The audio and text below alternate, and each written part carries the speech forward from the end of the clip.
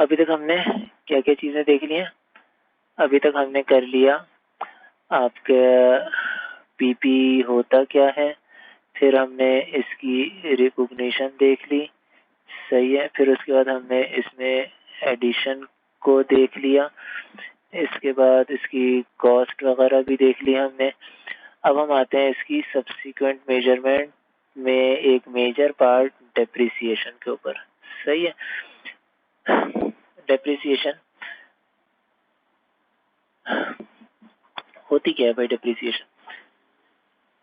Depreciation basically है कि depreciable amount किसी एसेट की उसके टोटल यूजफुल लाइफ के ऊपर एलोकेट करने को हम डेप्रिशिएट करना कहते हैं। टोटल यूजफुल लाइफ के ऊपर उसकी डेप्रिशिएबल अमाउंट को की एलोकेशन को हम डेप्रिसिएशन चार्ज करना कहते हैं। ये हम चार्ज क्यों करते हैं भाई? हम चार्ज इसलिए करते हैं ये कि ट्रू एंड फेयर व्यू हम बिजनेस के एसेट का दिखा सकें, एसेट्स की वैल्यू का, कि वो एसेट हम हमारे पास कितना बचा है, सही है। In order to give a true and fair view of business assets value is reduced systematically over its useful life. अगर अपने यूजफुल लाइफ के ऊपर सिस्टमेटिकली रिड्यूस करने के लिए, वही चीज जो मैंने पहले आपको बताई कि इसकी डेप्रिशिएबल अमाउंट को इसकी यूजफुल लाइफ के ऊपर कंप्लीट एलोकेट करने का डेप्रिसिएशन चार्ज करना कहते हैं। डेप्रिसिएशन चार्ज करने का मतलब डजंट मीन कि मैं इस्तेमाल नहीं कर रहा तो मैं डेप्रिसिएशन चार्ज नहीं करूंगा, ये कोई वियर एंड टियर तो हुआ ही नहीं। It doesn't it does not relate to wear and tear. Depreciation wear and tear से रिलेट नहीं करता, यूज से रिलेट नहीं करता। व्हेन इन यूजेबल कंडीशन आपको एसेट रिकॉग्नाइज करना है और डेप्रिसिएशन कमेंस कर देनी है, चार्ज करना कब से? When classified as commence when the asset is available for use, सही है। जैसे ही अवेलेबल फॉर यूज एसेट हो गया, मुझे चार्ज करनी शुरू कर देनी है डेप्रिसिएशन, सही।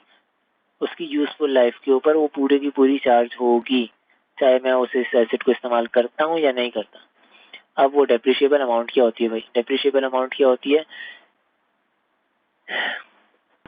जो एसेट की वैल्यू है उसमें से अगर मैं उसकी रेजिडुअल वैल्यू को निकाल दूं, सही है, residual value out of its cost, cost में से अगर मैं रेजिडुअल वैल्यू को निकाल दूं तो मेरी ये डेप्रिशिएबल अमाउंट निकल आएगी।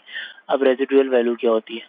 सही है, रेजिडुअल वैल्यू यहाँ पे भी मैंने अलग से दे दी और वैसे यहाँ पे भी बता दी। Residual value is the current market value of the item in condition when it is no more usable for the entity, सही है।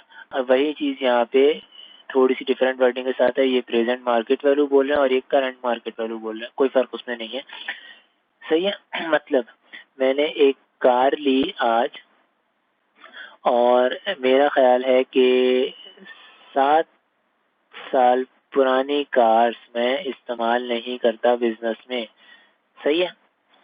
ये पॉलिसी है हमारी। इसका मतलब है कि 7 साल बाद जो इसकी वैल्यू है वो इसकी बेसिकली स्क्रैप वैल्यू हो जाएगी, सही है। अब ऐसी व्हीकल, यही वाली व्हीकल ऐसी जो आज की डेट पे 7 साल पुरानी हो, सही है। टुडे वो व्हीकल 7 इयर्स ओल्ड थी।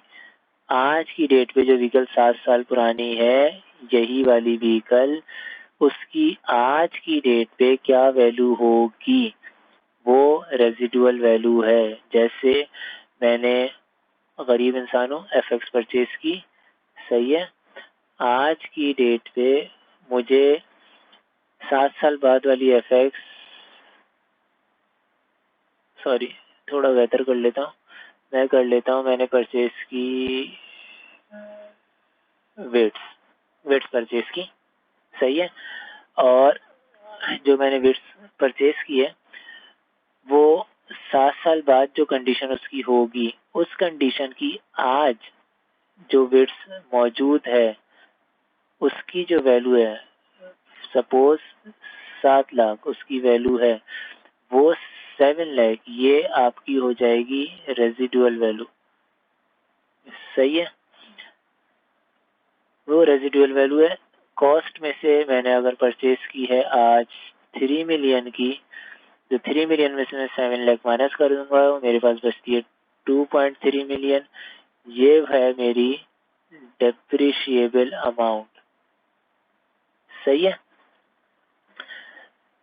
रेजिडुअल वैल्यू का कॉन्सेप्ट हमें समझ आ गया, डेप्रिशिएबल अमाउंट का आ गया। अकाउंटिंग ट्रीटमेंट क्या है डेप्रिसिएशन की? अकाउंटिंग ट्रीटमेंट सिंपल ये है कि ये प्रॉफिट और लॉस में चार्ज हो रही होती है और कुछ नहीं है। हाँ, अगर ये मेरी इन्वेंट्री से वो एसेट बिलोंग करता है तो इसकी जो डेप्रिसिएशन है वो कॉस्ट ऑफ सेल में चार्ज होगी। अगर इन्वेंट्री से बिलोंग नहीं करता तो ये मेरी चार्ज हो सकती है एडमिन और सेलिंग में। सही है। और हाँ, एक और चीज़ है, अगर कोई एसेट मैंने लिया है कोई दूसरा एसेट परचेज करने के लिए या कंस्ट्रक्ट करने के लिए, मैंने बिल्डिंग बनाने के लिए मैं 50 बिल्डिंग बनाने जा रहा हूँ। सही है, बहुत बड़ा बिजनेस है मेरा। सॉरी, 5 बिल्डिंग बनाने जा रहा हूँ और 5 बिल्डिंग बनाने के लिए मैंने कुछ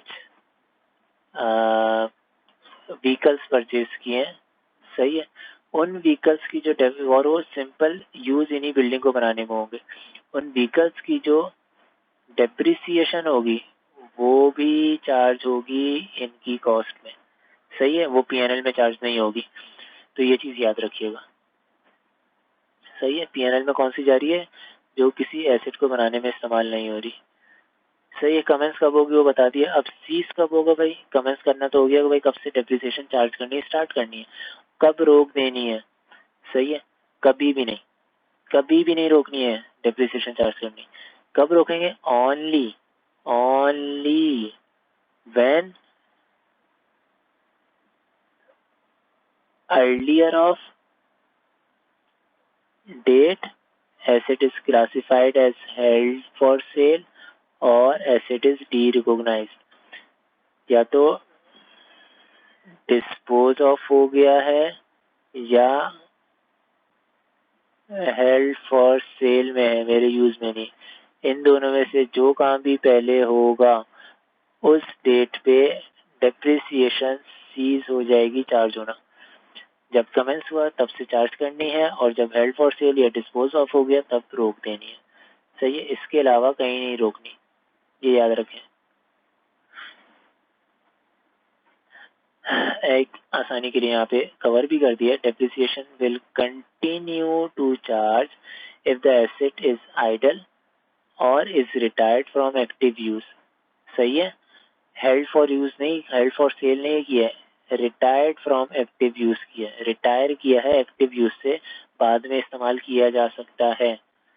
सही, if fair value of an asset exceeds its carrying value, अगर फेयर वैल्यू कैरिंग वैल्यू से ज़्यादा है तो डेप्रिसिएशन चार्ज होती रहेगी। सही है, अगर फेयर वैल्यू डेप्रिस कैरिंग वैल्यू से कम हो गई है तो मैं इम्पेयरमेंट चार्ज करूँगा।